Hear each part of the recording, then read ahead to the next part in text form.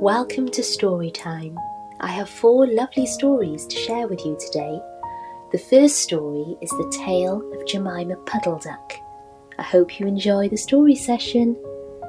What a funny sight it is to see a brood of ducklings with a hen. Listen to the story of Jemima Puddle, who was annoyed because the farmer's wife would not let her hatch her own eggs. His sister-in-law, Mrs Rebecca Puddle, was perfectly willing to leave the hatching to someone else. I have not the patience to sit on a nest for 28 days, and no more have you, Jemima. You would let them go cold, you know you would. I wish to hatch my own eggs. I will hatch them all by myself, quacked Jemima Puddle. She tried to hide her eggs, but they were always found and carried off. Jemima Puddle became quite desperate. She determined to make a nest right away from the farm. She set off on a fine spring afternoon along the cart road that leads over the hill. She was wearing a shawl and a poke bonnet. When she reached the top of the hill, she saw a wood in the distance. She thought that it looked a safe, quiet spot. Jemima Puddle was not much in the habit of flying. She ran downhill a few yards, flapping her shawl, and then she jumped off into the air. She flew beautifully once she had got a good start. She skimmed along over the treetops until she saw an open place in the middle of the wood, where the trees and brushwood had been cleared. Jemima alighted rather heavily and began to waddle about in search of a convenient dry nesting place. She rather fancied a tree stump amongst some tall foxgloves. But seated upon the stump, she was startled to find an elegantly dressed gentleman reading a newspaper. He had black prick ears and sandy-coloured whiskers. "Quack," said Jemima Puddle, with her head and her bonnet on one side. "Quack." The gentleman raised his eyes above his newspaper and looked curiously at Jemima. "Madam, have you lost your way?" said he. He had a long bushy tail which he was sitting upon, as the stump was somewhat damp. Jemima thought him mighty civil and handsome. She explained that she had not lost her way, but that she was trying to find a convenient dry nesting place. "Ah, is that so, indeed?" said the gentleman with sandy whiskers, looking curiously at Jemima. He folded up the newspaper and put it in his coat-tail pocket. Jemima complained of the superfluous hen. "Indeed, how interesting! I wish I could meet with that fowl. I would teach it to mind its own business." "But as to a nest, there is no difficulty. I have a sack full of feathers in my woodshed. No, my dear madam, you will be in nobody's way. You may sit there as long as you like," said the bushy, long-tailed gentleman. He led the way to a very retired, dismal-looking house amongst the foxgloves. It was built of faggots and turf, and there were 2 broken pails, one on top of another, by way of a chimney. "This is my summer residence. You would not find my winter house, so convenient," said the hospitable gentleman. There was a tumble-down shed at the back of the house, made of old soap boxes. The gentleman opened the door and showed Jemima in. The shed was almost quite full of feathers. It was almost suffocating, but it was comfortable and very soft. Jemima Puddle was rather surprised to find such a vast quantity of feathers, but it was very comfortable, and she made a nest without any trouble at all. When she came out, the sandy-whiskered gentleman was sitting on a log reading the newspaper. At least he had it spread out, but he was looking over the top of it. He was so polite that he seemed almost sorry to let Jemima go home for the night. He promised to take great care of her nest until she came back again next day. He said he loved eggs and ducklings. He should be proud to see a fine nestful in his woodshed. Jemima Puddle Duck came every afternoon. She laid 9 eggs in the nest. They were greeny white and very large. The foxy gentleman admired them immensely. He used to turn them over and count them when Jemima was not there. At last Jemima told him that she intended to begin to sit next day. "And I will bring a bag of corn with me, so that I need never leave my nest until the eggs are hatched. They might catch cold," said the conscientious Jemima. "Madam, I beg you not to trouble yourself with a bag. I will provide oats. But before you commence your tedious sitting, I intend to give you a treat. Let us have a dinner party all to ourselves. May I ask you to bring up some herbs from the farm garden to make a savoury omelette? Sage and thyme and mint and 2 onions and some parsley.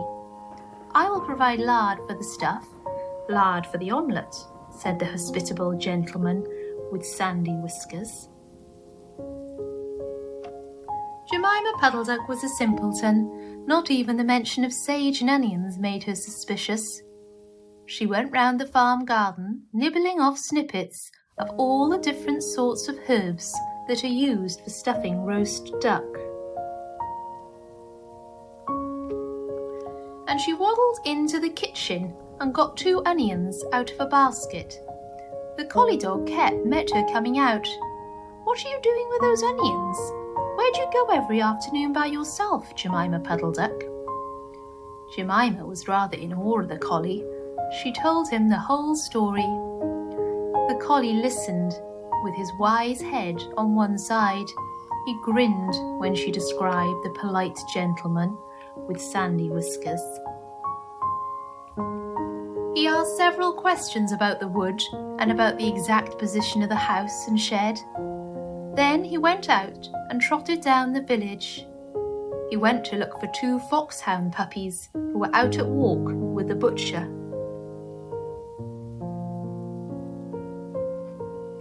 Jemima Puddle Duck went up the cart road for the last time on a sunny afternoon.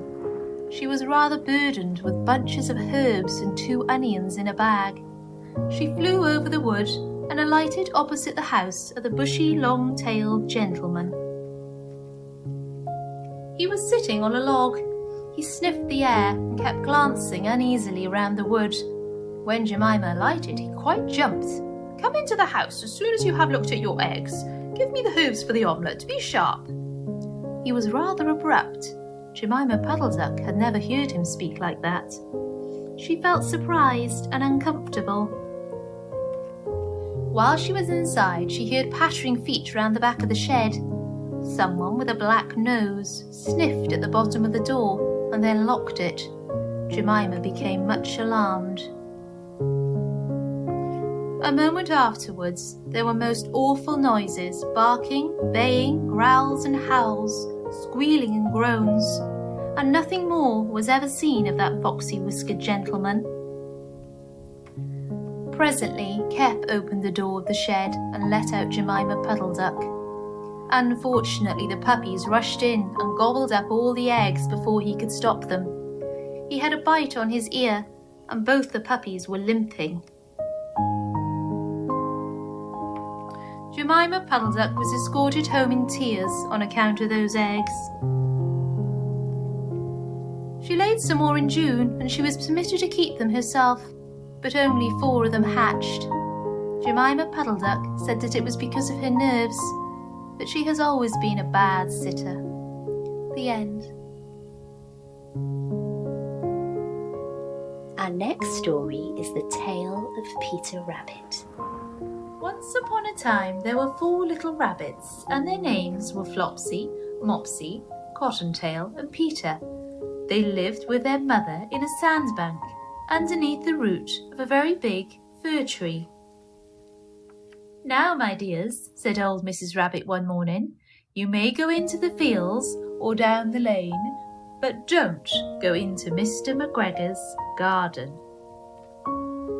Your father had an accident there. He was put in a pie by Mrs McGregor.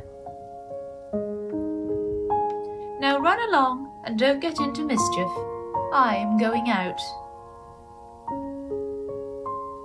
Then old Mrs Rabbit took a basket and her umbrella and went through the wood to the baker's. She bought a loaf of brown bread and 5 currant buns.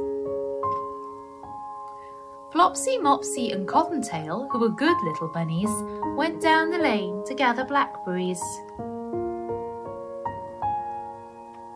But Peter, who was very naughty, ran straight away to Mr McGregor's garden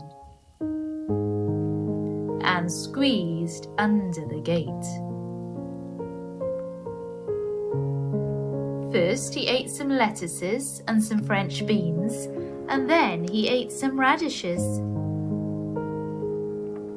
And then, feeling rather sick, he went to look for some parsley. But round the end of a cucumber frame, whom should he meet but Mr McGregor? Mr McGregor was on his hands and knees planting out young cabbages, but he jumped up and ran after Peter, waving a rake and calling out, "Stop, thief!" Peter was most dreadfully frightened. He rushed all over the garden, for he had forgotten the way back to the gate. He lost one of his shoes among the cabbages, and the other shoe amongst the potatoes. After losing them, he ran on 4 legs and went faster, so that I think he might have got away altogether if he had not unfortunately run into a gooseberry net and got caught by the large buttons on his jacket. It was a blue jacket with brass buttons, quite new. Peter gave himself up for lost and shed big tears, but his sobs were overheard by some friendly sparrows, who flew to him in great excitement and implored him to exert himself. Mr McGregor came up with a sieve, which he intended to pop upon the top of Peter, but Peter wriggled out just in time, leaving his jacket behind him, and rushed into the tool shed and jumped into a can. It would have been a beautiful thing to hide in, if it had not had so much water in it.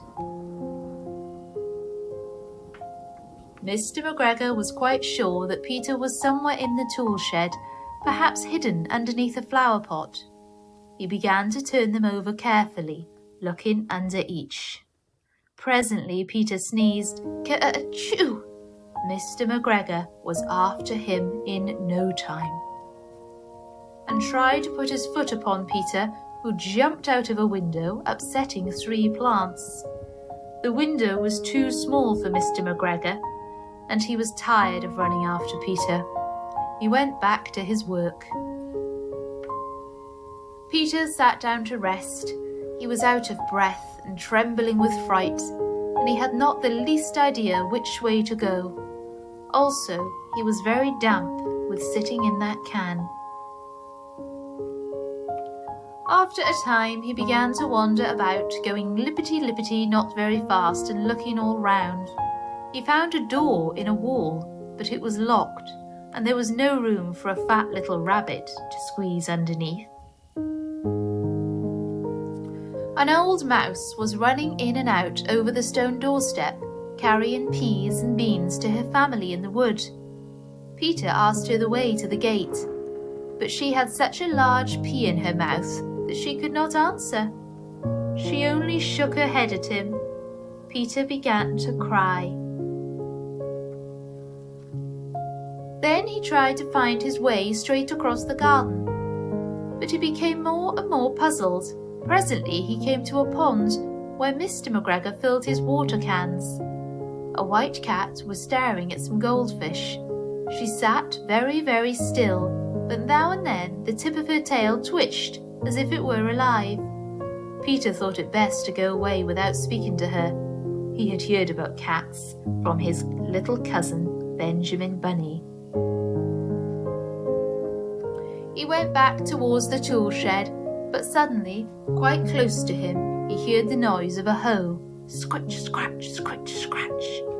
Peter scuttered underneath the bushes. But presently, as nothing happened, he came out and climbed upon a wheelbarrow and peeped over. The first thing he saw was Mr. McGregor hoeing onions. His back was turned towards Peter, and beyond him was the gate. Peter got down very quietly off the wheelbarrow and started running as fast as he could go, along a straight walk behind some blackcurrant bushes. Mr. McGregor caught sight of him at the corner, but Peter did not care. He slipped underneath the gate and was safe at last in the wood outside the garden. Mr. McGregor hung up the little jacket and the shoes for a scarecrow to frighten the blackbirds. Peter never stopped running or looked behind him till he got home to the big fir tree. He was so tired that he flopped down upon the nice, soft sand on the floor of the rabbit hole and shut his eyes. His mother was busy cooking. She wondered what he had done with his clothes. It was the second little jacket and pair of shoes that Peter had lost in a fortnight. I am sorry to say that Peter was not very well during the evening. His mother put him to bed and made some chamomile tea, and she gave a dose of it to Peter. 1 tablespoonful to be taken at bedtime. But Flopsy, Mopsy and Cottontail had bread and milk and blackberries for supper. The end. Our next story is the Tale of Mrs Tittlemouse. Once upon a time there was a woodmouse, and her name was Mrs Tittlemouse. She lived in a bank under a hedge. Such a funny house. There were yards and yards of sandy passages leading to storerooms and nut cellars and seed cellars, all amongst the roots of the hedge. There was a kitchen, a parlour, a pantry and a larder. Also, there was Mrs Tittlemouse's bedroom, where she slept in a little box bed. Mrs Tittlemouse was a most terribly tidy, particular little mouse, always sweeping and dusting the soft, sandy floors. Sometimes a beetle lost its way in the passages. "Shoo, shoo, little dirty feet," said Mrs Tittlemouse, clattering her dustpan. And one day a little old woman ran up and down in a red spotty cloak. "Your house is on fire, Mother Ladybird. Fly away home to your children." Another day a big fat spider came in to shelter from the rain. "Beg pardon, is this not Miss Muffet's?" "Go away, you bold bad spider, leaving ends of cobweb all over my nice clean house." She bundled the spider out at a window. He let himself down the hedge with a long, thin bit of string. Mrs Tittlemouse went on her way to a distant storeroom to fetch cherry stones and thistledown seed for dinner.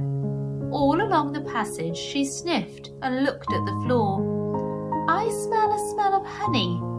Is it the cowslips outside in the hedge? I am sure I can see the marks of little dirty feet." Suddenly, round a corner, she met Babbity Bumble. "Zzz, bzz, bzz," said the bumblebee. Mrs Tittlemouse looked at her severely. She wished that she had a broom.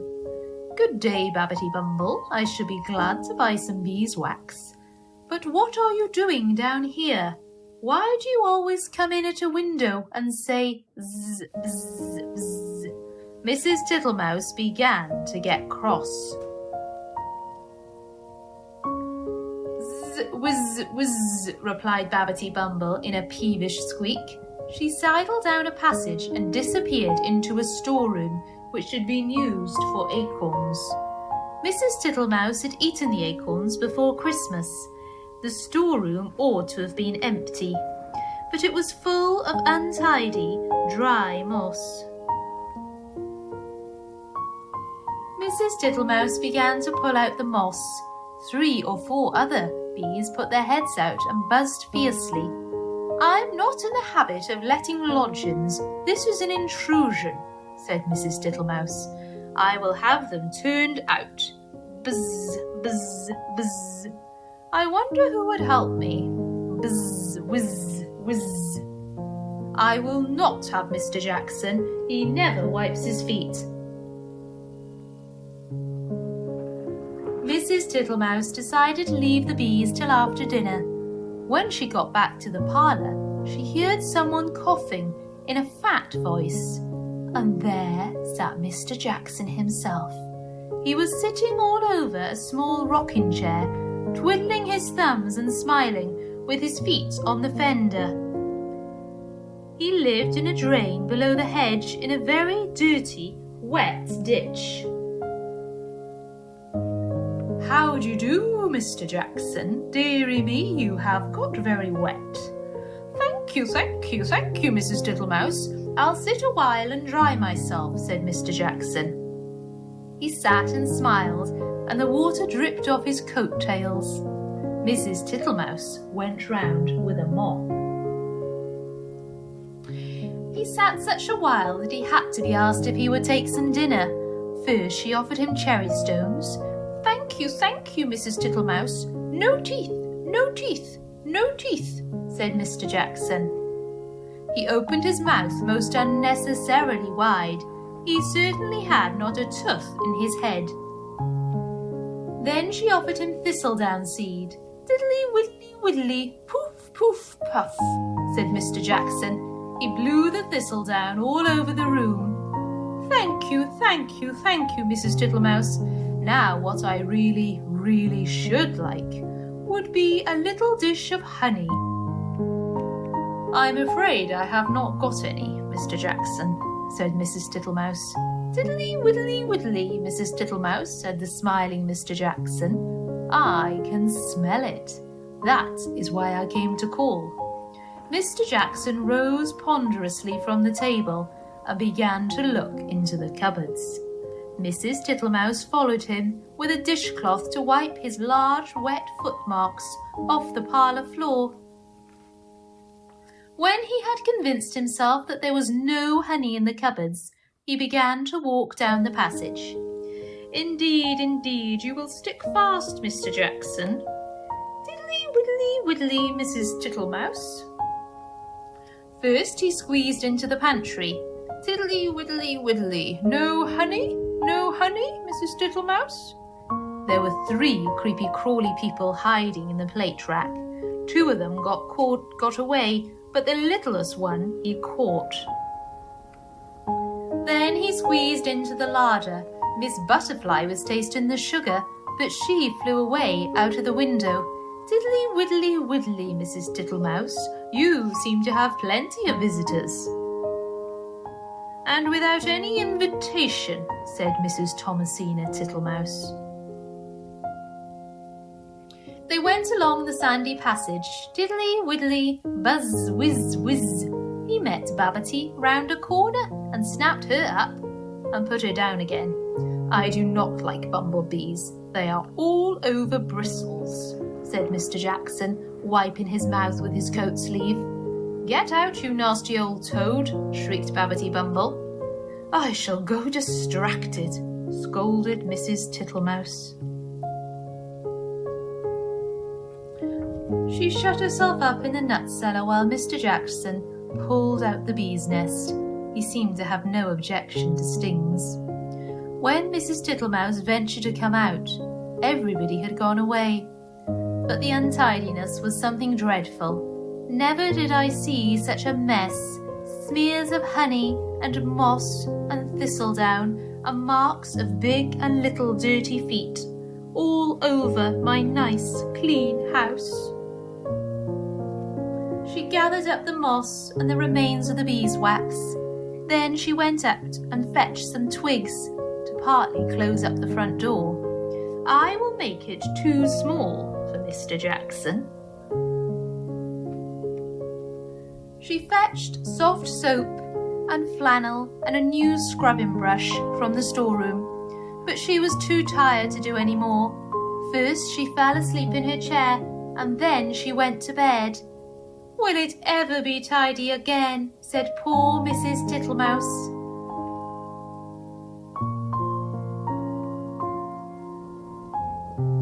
Next morning she got up very early and began a spring cleaning, which lasted a fortnight. She swept and scrubbed and dusted, and she rubbed up the furniture with beeswax and polished her little tin spoons. When it was all beautifully neat and clean, she gave a party to 5 other little mice, without Mr. Jackson. He smelt the party and came up the bank, but he could not squeeze in at the front door. So they handed him out acorn cupfuls of honeydew through the window, and he was not at all offended. He sat outside in the sun and said, "Tiddly widdly widdly, your very good health, Mrs. Tittlemouse." The end. Our last story for today is the Tale of Mrs Tiggy-Winkle. Once upon a time there was a little girl called Lucy who lived at a farm called Littletown. She was a good little girl, only she was always losing her pocket handkerchiefs. One day little Lucy came into the farmyard crying. Oh, she did cry so. "I've lost my pocket handkin, 3 handkins and a penny. Have you seen them, Tabby Kitten?" The kitten went on washing her white paws, so Lucy asked a speckled hen, "Sally Hennypenny, have you found 3 pocket handkins?" But the speckled hen ran into a barn clucking, "I go barefoot, barefoot, barefoot." And then Lucy asked Cock Robin sitting on a twig. Cock Robin looked sideways at Lucy with his bright black eye, and he flew over a stile and away. Lucy climbed upon the stile and looked up at the hill behind Littletown, a hill that goes up, up, into the clouds as though it had no top. And a great way up the hillside, she thought she saw some white things spread upon the grass.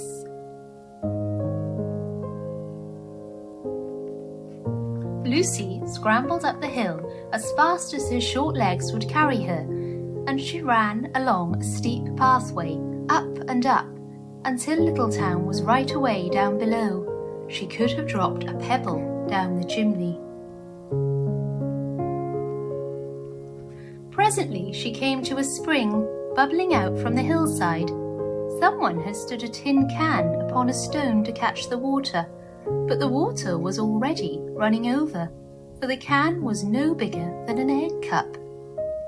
And where the sand upon the path was wet, there were footmarks of a very small person. Lucy ran on and on.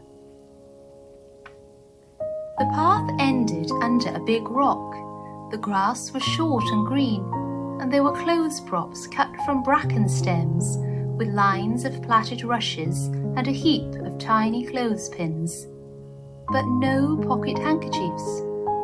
But there was something else, a door, straight into the hill, and inside it someone was singing, "Lily white and clean, oh, with little frills between, oh, smooth and hot, red rusty spot, never here be seen, oh." Lucy knocked once, twice, and interrupted the song. A little frightened voice called out, "Who's that?" Lucy opened the door, and what do you think there was inside the hill? A nice clean kitchen with a flagged floor and wooden beams, just like any other farm kitchen. Only the ceiling was so low that Lucy's head nearly touched it, and the pots and pans were small, and so was everything there.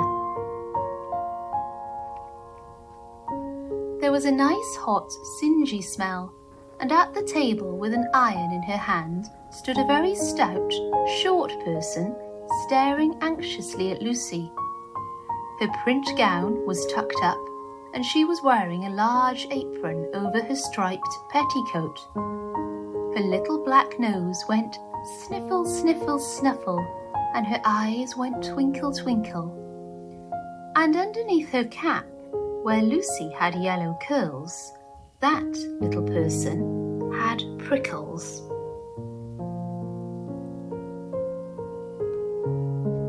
"Who are you?" said Lucy. "Have you seen my pocket hankins?"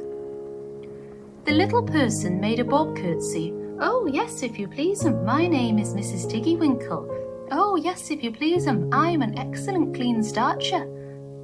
And she took something out of a clothes basket and spread it on the ironing blanket.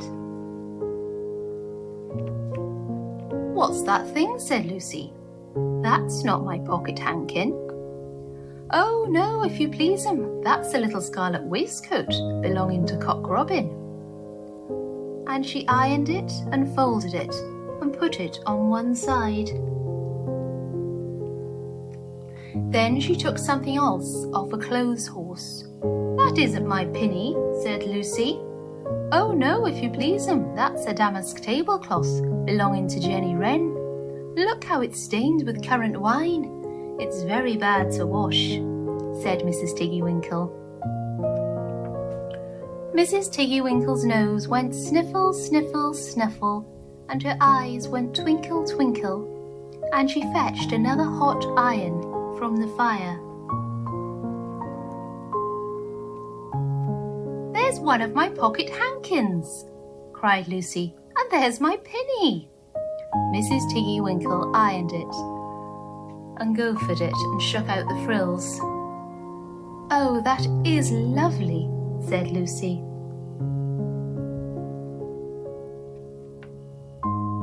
"And what are those long yellow things with fingers like gloves?" "Oh, that's a pair of stockings belonging to Sally Hennypenny. Look how she's worn the heels out with scratching in the yard. She'll very soon go barefoot," said Mrs Tiggy-Winkle. "Why, there's another handkerchief, but it isn't mine, it's red." "Oh, no, if you please, that one belongs to old Mrs Rabbit, and it did so smell of onions. I've had to wash it separately, and I can't get out the smell." "There's another one of mine," said Lucy. "What are those funny little white things?" "That's a pair of mittens belonging to Tabby Kitten. I only have to iron them. She washes them herself." "There's my last pocket hankin," said Lucy. "And what are you dipping into the basin of starch?" "They're little dicky shirt fronts belonging to Tom Titmouse, most terrible particular," said Mrs Tiggy-Winkle. "Now I've finished my ironing, I'm going to air some clothes." "What are these dear soft fluffy things?" said Lucy. "Oh, those are woolly coats belonging to the little lambs at Skelgill." "Will their jackets take off?" asked Lucy. "Oh, yes, if you please, look at the sheep mark on the shoulder, and here's one marked for Scarth, and 3 that come from Littletown. They're always marked at washing," said Mrs Tiggy-Winkle. And she hung up all sorts and sizes of clothes, small brown coats of mice, and one velvety black moleskin waistcoat, and a red tailcoat with no tail belonging to Squirrel Nutkin, and a very much shrunk blue jacket belonging to Peter Rabbit, and a petticoat not marked that had gone lost in the washing. And at last the basket was empty.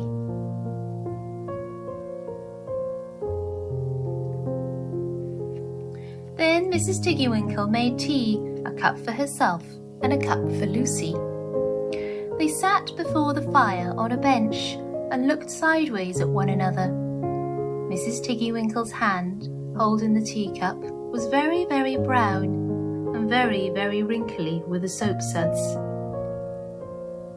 and all through her gown and her cap there were hairpins sticking wrong end out, so that Lucy didn't like to sit too near her.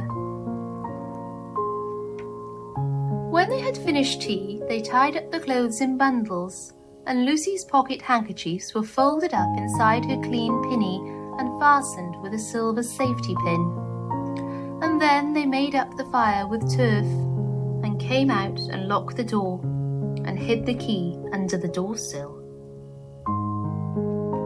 Then away down the hill trotted Lucy and Mrs Tiggy-Winkle with a bundle of clothes. All the way down the path little animals came out of the fern to meet them. The very first that they met were Peter Rabbit and Benjamin Bunny. And she gave them their nice clean clothes, and all the little animals and birds were so very much obliged to dear Mrs Tiggy-Winkle. So that at the bottom of the hill, when they came to the stile, there was nothing left to carry except Lucy's one little bundle. Lucy scrambled up the stile with the bundle in her hand, and then she turned to say good night and to thank the washerwoman. But what a very odd thing! Mrs Tiggy-Winkle had not waited either for thanks or for the washing bill. She was running up the hill, and where was her white frilled cap, and her shawl, and her gown, and her petticoat? And how small she had grown, and how brown, and covered with prickles. Why, Mrs Tiggy-Winkle was nothing but a hedgehog. Now some people say that little Lucy had been asleep upon the stile, but then how could she have found 3 clean pocket handkins and a pinny pinned with a silver safety pin? And besides, I have seen that door into the back of the hill called Cat Bell's, and besides, I am very well acquainted with dear Mrs Tiggy-Winkle. The end. Thank you for listening, and I hope you like the story.